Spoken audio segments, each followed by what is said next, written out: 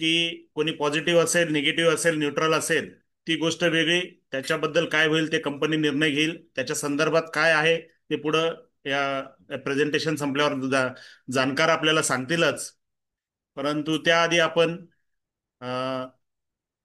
Globally काय manufacturing practices आहे किंवा क्वालिटी मॅन्युफॅक्चरिंग प्रोसेसेस काय आहे त्याविषयी माहिती घेऊया. जेणेकरून आपण कुठल्याही क्षेत्रात असाल, कुठेही असाल, तर त्याच्यासाठी आपल्याला हे फायदेशीर ठरेल. तर सुरू करूया एक प्रेझेंटेशनच्या माध्यमातून. पुन्हा एकदा सर्व जे काही सहकारी आहेत त्यांना नमस्कार. आणि पुढचं आपण एक प्रेझेंटेशन सुरू करूया, जे की एक साधारणतः एक 20 एक मिनिटं चालेल.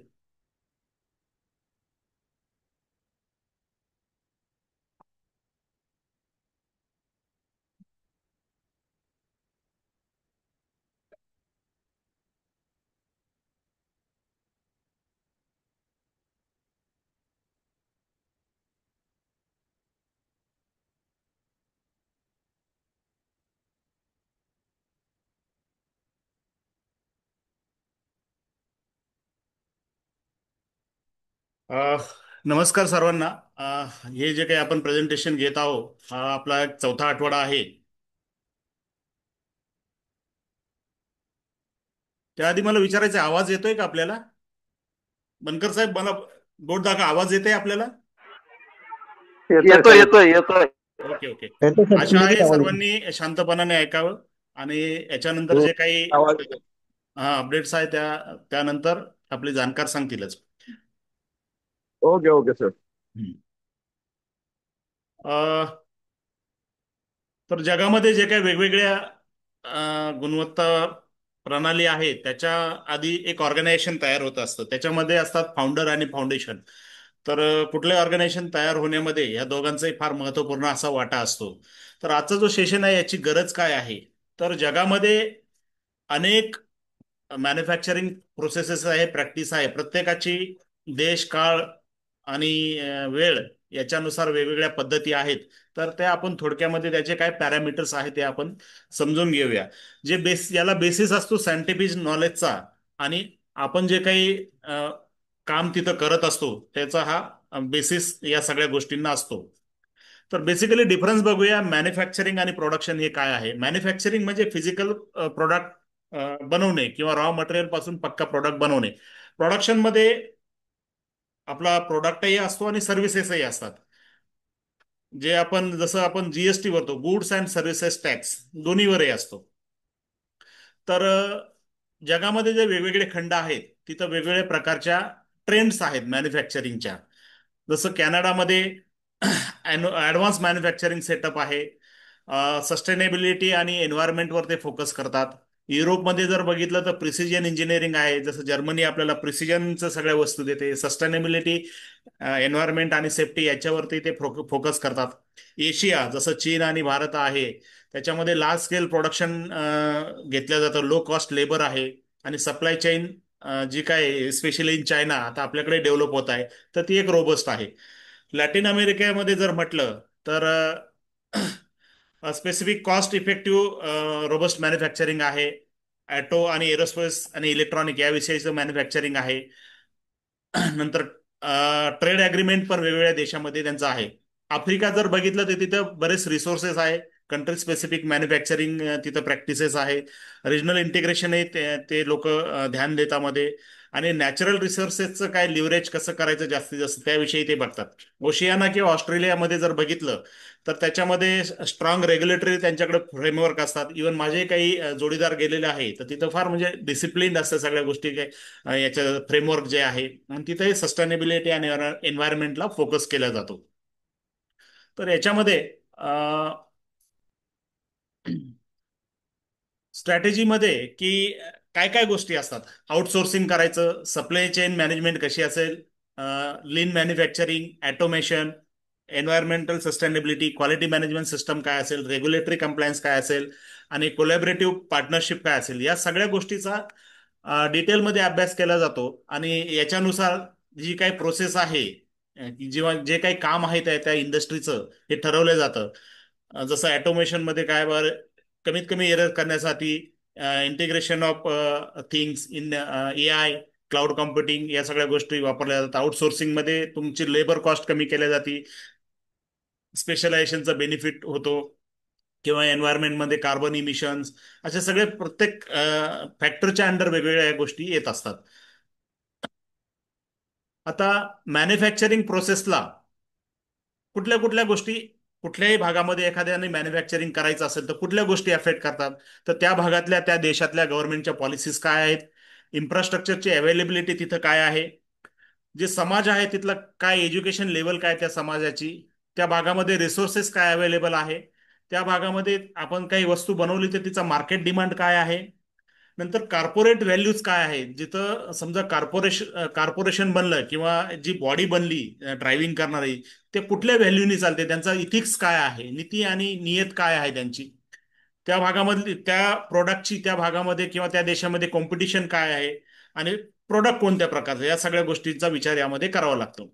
आता याच्यामध्ये बेसिक काय आहे, तुम्हाला कुठली मॅन्युफॅक्चरिंग प्रोसेस सेटअप करायची असेल तर डिझायनिंग त्याचं करावं लागतं, त्याची जी फॅसिलिटी आहे त्याचं लेआउट, नंतर त्याचं रॉ मटेरियलचं इन्स्पेक्शन, नंतर त्याच्यामध्ये जे काही वेगवेगळे घटक आहे त्याची रिस्पॉन्सिबिलिटी वेगवेगळ्या लोकांना द्यावं लागते, आणि हे सगळं डॉक्युमेंट करावं लागतं. डॉक्युमेंटेशन करून त्याचा रेकॉर्ड ठेवायचं, आणि त्याच्यासाठी जो काही वर्कफोर्स लागणार आहे तो अरेंज करायचा, त्याला ट्रेनिंग द्यायची, आणि क्वालिटी क्वालिटी कंट्रोल मेथड्स काय आहे त्याच्यामध्ये त्या सगळ्या सेटअप करायच्या.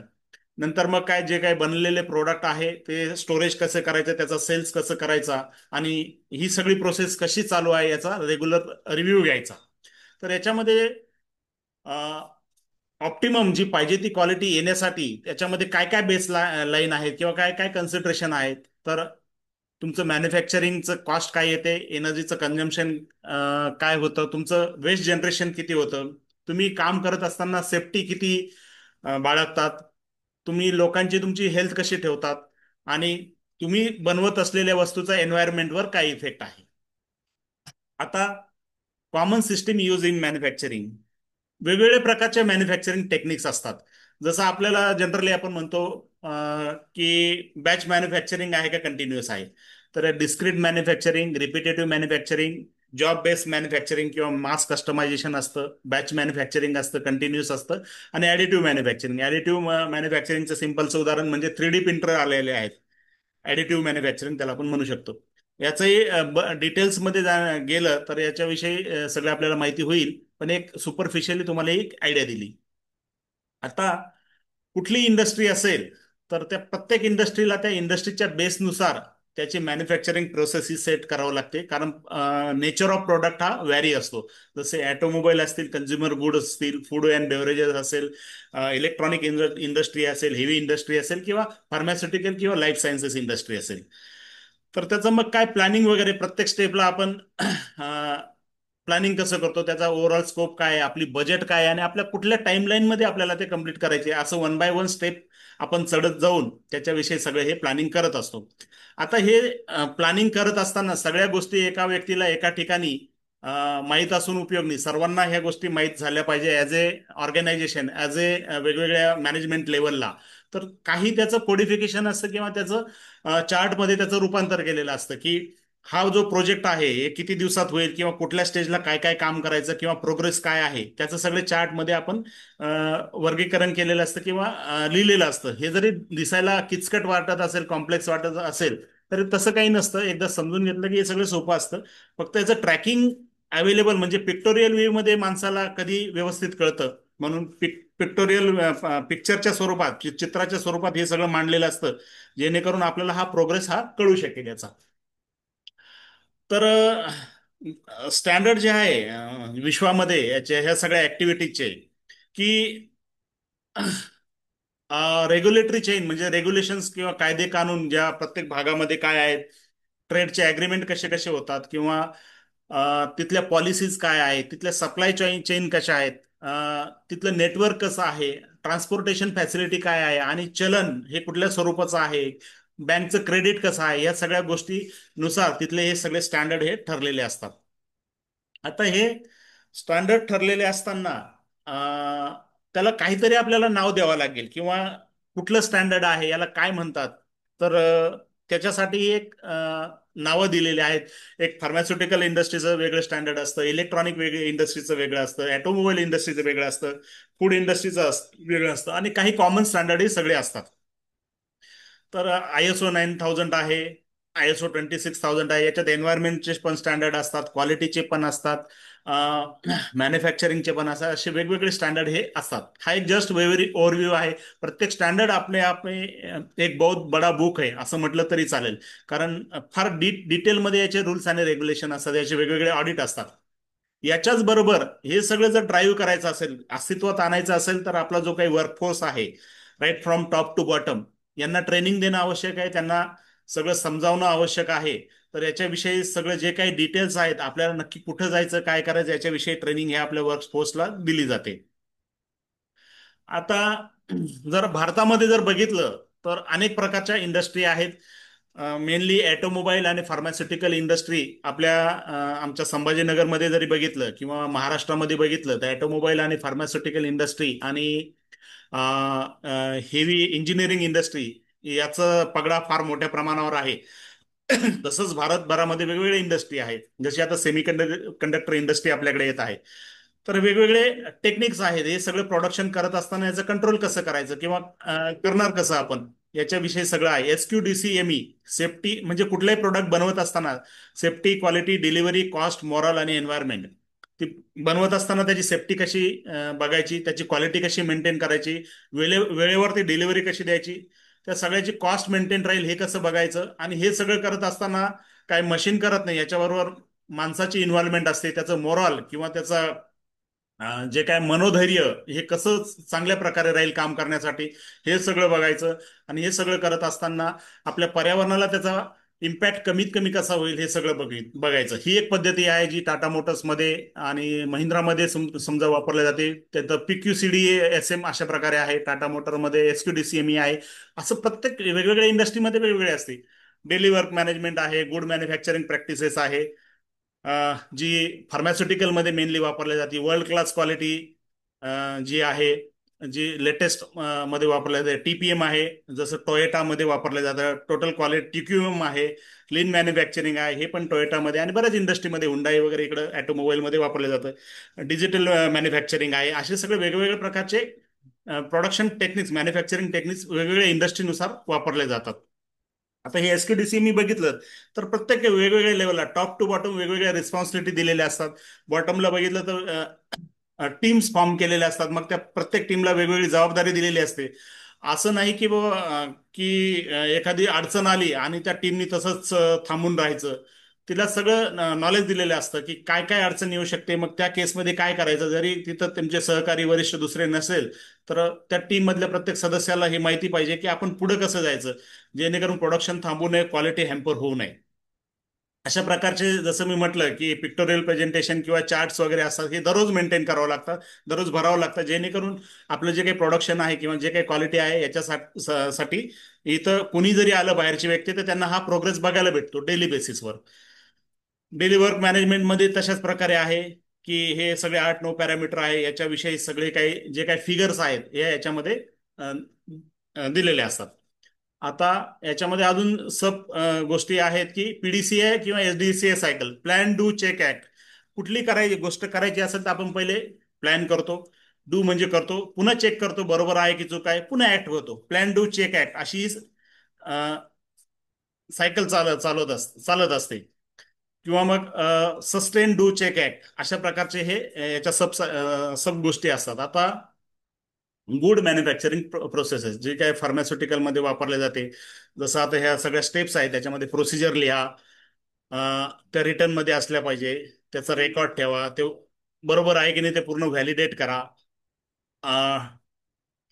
नंतर इक्विपमेंट वगैरे जे काय आहे ते फॅसिलिटी त्याचं मेंटेन करा, कॉम्पिटंट आहे की नाही इतरांशी कम्पेअर करा, क्लीननेस ठेवा आणि क्वालिटी कंट्रोल करा. असे त्याचे सगळे फॅक्टर आहेत गुड मॅन्युफॅक्चरिंग प्रॅक्टिसचे. आता गुड मॅन्युफॅक्चरिंग प्रॅक्टिसमध्ये 5 घटक हे महत्वाचे मानले जातात: पीपल, प्रोडक्ट, प्रोसेस, प्रोसिजर्स आणि प्रिमायसेस.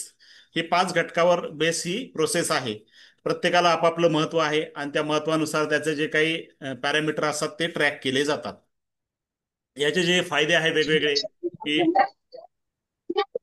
वेगवेगळे फायदे आहे की टाइम आणि मनी सेव्ह होतो, किंवा ट्रेसेबिलिटी, कोणतं सामान कुठं आहे, किंवा क्वालिटी कसं आहे, अनेक वेगवेगळे फायदे याचे आहेत. आता वर्ल्ड क्लास क्वालिटी, सगळ्यात महत्वाचं म्हणजे people environment, customer centric product, continuous product, sorry continuous improvement याच्यामध्ये असते, स्टँडर्डायझेशन असते, शॉर्ट लीड टाइम.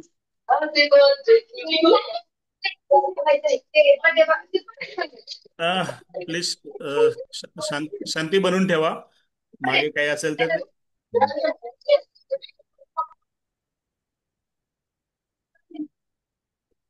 एक थोडंसं राहिलंय आपलं.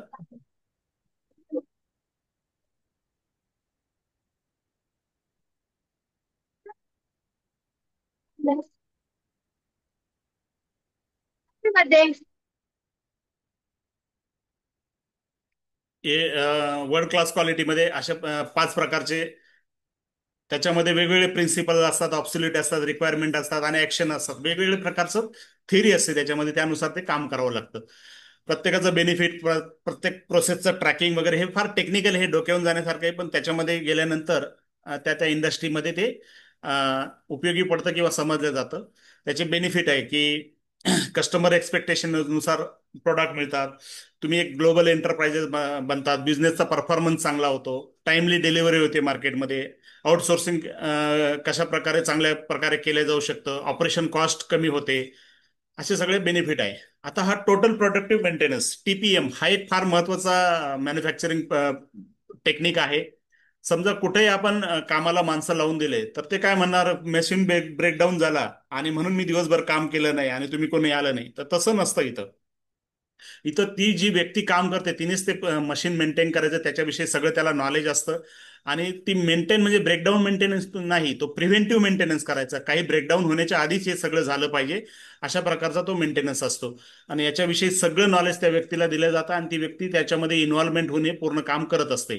त्याचे हे वेगवेगळे 8 पिलर असतात की फोकस इम्प्रुव्हमेंट कशी करायची, ॲटोनॉमस मेंटेनन्स कसा असेल, क्वालिटी मेंटेनन्स कसे असेल, त्याचं मॅनेजमेंट कसं करायचं, ट्रेनिंग, एज्युकेशन, आणि ते सगळं ऍडमिनिस्ट्रेशन कसं करायचं, सेफ्टी, हेल्थ वगैरे सगळं, असे 8 पिलर त्याच्यामध्ये वेगवेगळे असतात. आणि ज्याप्रमाणे आपण पिलरनुसार घर बनतं, तसं हे मॅन्युफॅक्चरिंगचं एक टोटल घर बनतं असं म्हणायला हरकत नाही. त्याचे वेगवेगळे हे बेनिफिट आहेत. क्लीन वर्कप्लेस, सगळं पोल्युशन कंट्रोल, नंतर एक दुसऱ्या एक वेगवेगळ्या डिपार्टमेंटचं नॉलेज, त्याचं सिंक्रोनायझेशन, या सगळ्या गोष्टी याच्यामध्ये असतात. टीक्यूएम, हे प्रत्येक प्रोसेसमध्ये तुम्ही बघाल की क्वालिटी, टाइम, कस्टमर फोकस याच्यावरच सगळं आहे. फक्त वेळ, काळ आणि स्थळ याच्यानुसार या सगळ्या गोष्टी बदललेल्या आहेत. इथं जसं एनकरेज म्युच्युअल रिस्पेक्ट आणि टीमवर्क, टीमवर्कला याच्यामध्ये महत्व दिलेलं आहे, कस्टमरला महत्व दिलेलं आहे, कंटिन्युअस प्रोडक्ट तुमची इम्प्रुव्हमेंटला महत्व दिलेलं आहे, फर्स्ट शॉट ओके, क्वालिटी तुमची आली पाहिजे. आणि तुमचं स्ट्रॅटेजिक अप्रोच, तुम्हाला गोल काय आहे, त्यानुसार तुमचं हे कामामध्ये रिफ्लेक्ट झालं पाहिजे. याचे हे सगळे प्रिन्सिपल आहेत, 8 प्रिन्सिपल वेगवेगळे टोटल क्वालिटी मॅनेजमेंटचे, त्याच्यानुसार हे फॉलो केलं जातं. आता कायझेन आणि टिक्युम बेनिफिट. काईझेन काय म्हणजे चेंज, आणि झेन म्हणजे बेटर वे. तुम्ही मारुतीची झेन गाडी बघितली असेल, झेन म्हणजे चांगल्या प्रकारे. तर कायझेन हा झेन शब्द हा जपानीच आहे, हा तिथूनच आलेला आहे. कायझेन चांगल्या प्रकारचा बदल.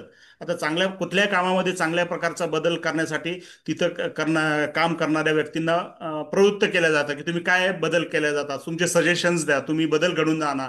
त्याच्यावर मग ते त्यांना अप्रायझल केलं जातं किंवा बक्षिसं ठेवले जातात. अशा प्रकारे वर्कप्लेसला चांगलं बनवण्यासाठी, क्वालिटी इम्प्रूव्ह करण्यासाठी, कस्टमर फोकस प्रोडक्ट करण्यासाठी हे सगळ्या गोष्टी केल्या जातात. त्याला कायझन असं म्हटलं जातं.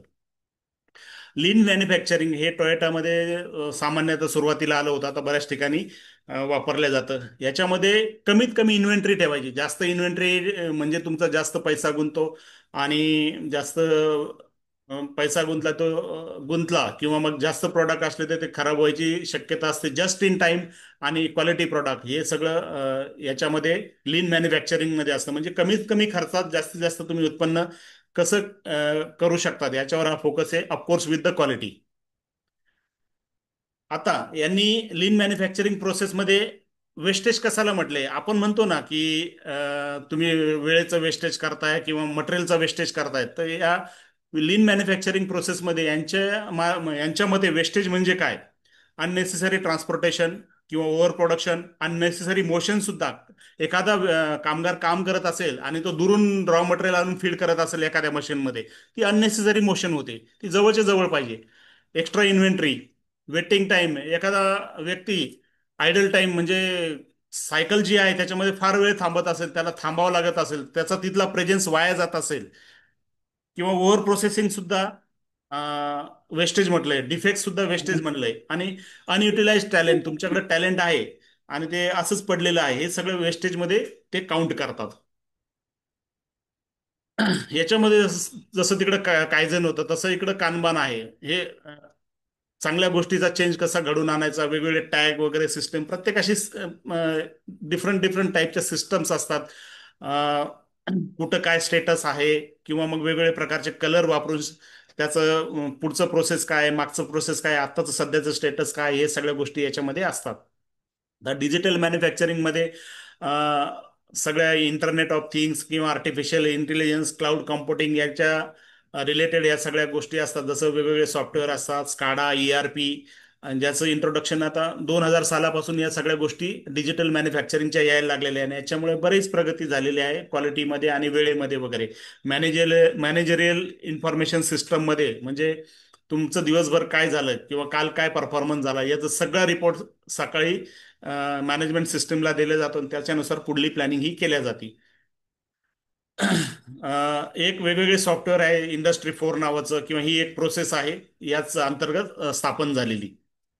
याचे वेगवेगळे बेनिफिट आहे की प्रोडक्शन कॉस्ट 10 ते 40% कमी होती, प्रोडक्टिव्हिटी वाढते, मशीनचा डाऊन टाइम कमी होतो, लवकर प्रोडक्ट मार्केटमध्ये पोहोचतात, क्वालिटी वाढते, त्याची कॉस्ट कमी होते. या सगळे सगळे याचे बेनिफिट आहे. आता जर आपले काही वर्कमेन असतील किंवा वर्कफोर्स असेल तर त्यांना काय काय शिकवलं पाहिजे कामाच्या स्थळी. तर total TPM, kaizen, 5S, 4M, change management, lean manufacturing, daily work management याच्याविषयी सगळी ट्रेनिंग ही दिल्या पाहिजे. आता कुठली प्रोडक्शन सिस्टीम असलं तर ते मोजायचं कसं? परफॉर्मन्स मॅनेजमेंट, कोणी काय काम केलं ते मोजायचं कसं? तर वेगवेगळ्या सिस्टम्स आहे याच्यामध्ये. ओव्हरऑल इक्विपमेंट इफिशियन्सी, किती इफिशियन्सीने एखादं मशीन चालतं, सायकल्स किती होतात पर आवरला, फर्स्ट शॉट ऑफ क्वालिटी किती आहे, तुमचं रिवर्क किती होतं. एखाद्या वस्तू बनवली, 100 वस्तू बनवल्या आणि 50 पुन्हा त्यांना रिवर्क करावं लागतं, तर उपयोग नाही त्याचा. फर्स्ट शॉट ओके किती आहे, रिवर्क कमीत कमी असलं पाहिजे, प्रोडक्शन आउट जास्तीत जास्त असलं पाहिजे, मेंटेनन्स कमीतपणे असलं पाहिजे. बॉटल नेक म्हणजे एखादी फार फास्ट प्रोसेस आहे आणि एखाद्या ठिकाणी जसं आपला रोड, चिवळ रोड असतो बघा, तिथं जाऊन सगळी ट्रॅफिक अडकते, बॉटल नेक म्हणतात. म्हणजे बाटलीचं जसं हे असते ना नेक, तिथं जाऊन सगळं अडकतं, तर तसं नाही पाहिजे. या सगळ्या बॉटलनेक काढायला पाहिजे जेणेकरून प्रोसेस स्मूथ मध्ये चालेल. लीड टाइम, एम्प्लॉई प्रोडक्टिव्हिटी आणि कस्टमर सॅटिस्फॅक्शन, हे सगळे इंडिकेटर आहे. याच्यामध्ये तुमचं परफॉर्मन्स कसा आहे हा मेजर केला जातो. तर एक 5 मिनिटात संपवतो, मग पुढचं आपण हे घेऊया. तर की एरिया काय म्हणजे, तुम्हाला जर एक मॅन्युफॅक्चरिंग इस्टॅब्लिशमेंट व्हायचं असेल, वर्ल्ड लीडर जे काही म्हणतोय आपण, किंवा एक चांगल्या प्रकारचं मॅन्युफॅक्चरिंग करायचं असेल, तर काय काय असायला पाहिजे? तुमची एक प्रोसेस काय आहे डिफाईन, त्याची एक स्ट्रॅटेजिक ऑर्गनायझेशनच्या ठिकाणी पाहिजे. तुमचे सगळे ऑफिसेस आहे तिथं जायला पाहिजे. तुमचे शेतामध्ये काय काय ऍग्रिकल्चर ऍक्टिव्हिटीज करणार आहे त्याचं सगळं वेल डिफाईन्ड प्रोसेस पाहिजे. तुमचे मॅन्युफॅक्चरिंग प्लांट कसे आहे, तुमचं ऑर्गॅनिक फार्मिंगचं काय आहे, कसं पद्धतीने तुम्हाला जायचं आहे, याचं सगळं स्ट्रॅटेजी ही वेल डिफाईन्ड पाहिजे. आणि त्याचं मेंटेनन्स प्लॅन कसा असेल, बिझनेस प्लॅन कसा असेल, सोशल आणि CSR ऍक्टिव्हिटीज काय असतील, रेग्युलेटरी फ्रेमवर्कमध्ये आपण बसतो का, आपण जे केलेलं काम, या सगळ्या प्रोसेसेस या वेल डिफाईन ऑन पेपर पाहिजे. तरच आपण काय वर्ल्ड लीडर किंवा वर्ल्ड क्लास क्वालिटी याच्याकडे आपण हे जाऊ शकतो. तर सांगितल्याप्रमाणे हेच आहे की 7-8 ज्या गोष्टी आहेत, प्रोसेस स्ट्रॅटेजी, हेड ऑफिस आणि तुमचे सब ऑफिस कनेक्टेड पाहिजे, ऍग्रिकल्चर फार्म लँडवर तुमचं काय काय आहे ते पाहिजे, तुमच्या प्रॅक्टिसेस काय आहे त्या वेल डिफाईन्ड आणि सगळीकडे सारख्याच असल्या पाहिजे, त्याच्यात व्हेरिएशन नको. ऑर्गॅनिक फार्मिंगमध्ये तुम्हाला काय करायचं, कशा प्रकारे करायचं, कसं मार्केटिंग करायचं, याचं सगळं डिफाईंड, प्री डिफाईंड पाहिजे. सस्टेनेबल प्रोडक्टमध्ये तुम्हाला काम करायचं असेल तर काय करायचं आहे, आणि सेल्स आणि मार्केटिंगच्या टेक्निक्स कशा आहेत, कुठले प्रोडक्ट बनवायचे, काय तुम्हाला विकायचं याच्याविषयी पाहिजे सगळं. आणि बिझनेस एक्सपान्शन, ग्रोथ आणि त्याचा मेंटेनन्स कसा ठेवायचा याच्याविषयी पाहिजे.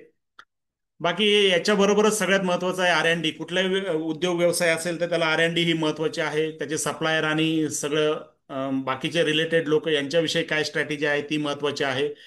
तुमच्या CSR ॲक्टिव्हिटीमध्ये तुम्ही काय करतात, कसं करणार आहात, किंवा कुठं कुठं तुम्ही टच करणार आहात सोशियली, ते एक महत्त्वाचं आहे. आणि हे सगळे प्रोसेस जे आहे त्याचं हार्मोनाइज इंटिग्रेशन पाहिजे, एकत्रितपणे पाहिजे. तर हे सगळं आहे. आणि हे सगळं करण्यासाठी हे सगळं होण्याआधी इंटिग्रेशन हे पाहिजे, तरच हे वर्ल्ड क्लास क्वालिटीकडे आपण हे जाऊ शकतो. जसं आपण निसर्गाच्या समोर फार छोटे आहोत, पण आपण एक स्टेप बाय स्टेप प्लॅनिंगने जर गेलो तर हे होऊ शकतं. ह्याच्यातूनच हे सांगायचं आहे. आणि आपण वर्ल्ड लीडरकडे एक सस्टेनेबिलिटी कंपनी म्हणून आपण जाऊ शकतो कुठल्याही क्षेत्रामध्ये. हेच याच्यातून मला सांगायचं आहे. तर सर्वांना धन्यवाद. आणि पुढचं जे काही डिस्कशन आहे त्याच्यासाठी आपण पुढे जाऊया, हे मी थांबवतो. तर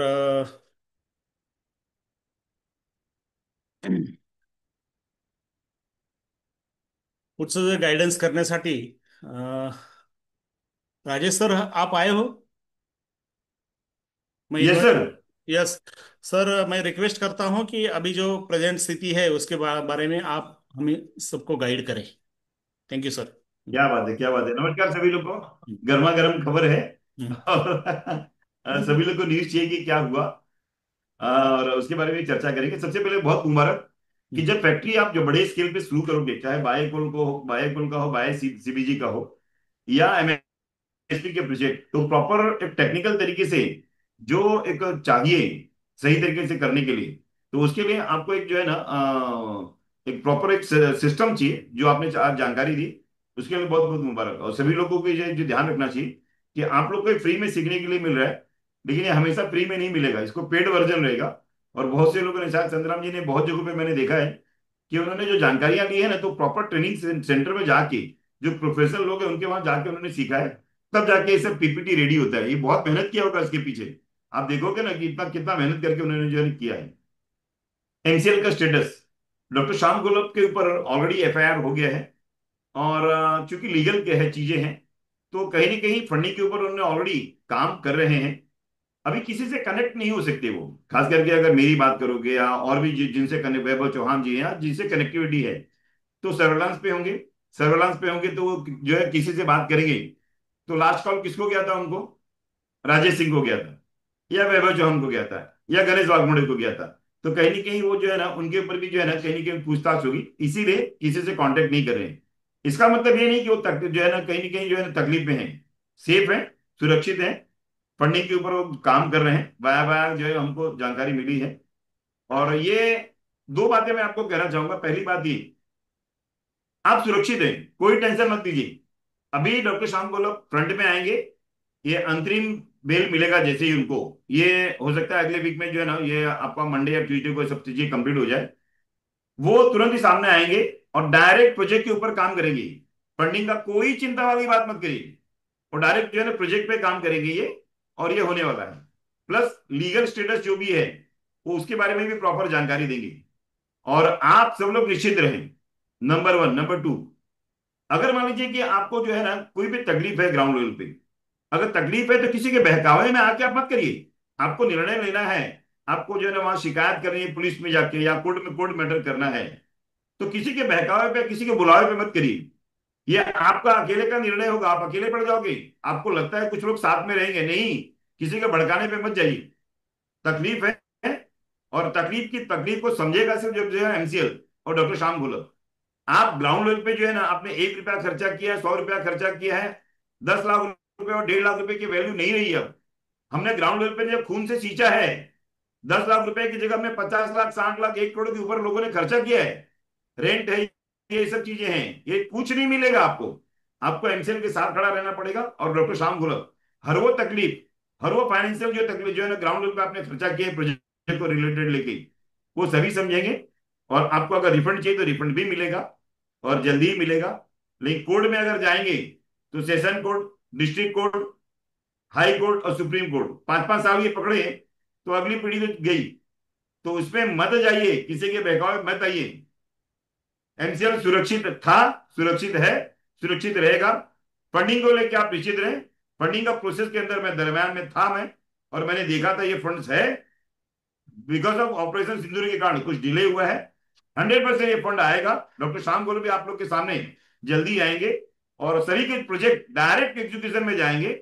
और किसी को अगर नहीं करना है, अगर एमसीएल के साथ नाराजगी उनको है, तो इंडिविजुअल लेवल पर सिंपल सा जो है ना वो मेल कर दे, और उनको रिफंड भी पैसे मिल जाएंगे। लीगल में जाएंगे तो समस्याएं उनके लिए खड़ी होंगी। और ये मेरी गुजारिश सभी सभी लोगों से कि आप लोग किसी के बहकावे मत जाइए, आपका अकेले का निर्णय होना चाहिए। Thank you very much Santram Gir ji. Once again congratulation. बहुत ही अच्छा आपका जो आज का सेशन रहा, बहुत बहुत धन्यवाद sir. Thank you sir, thank you.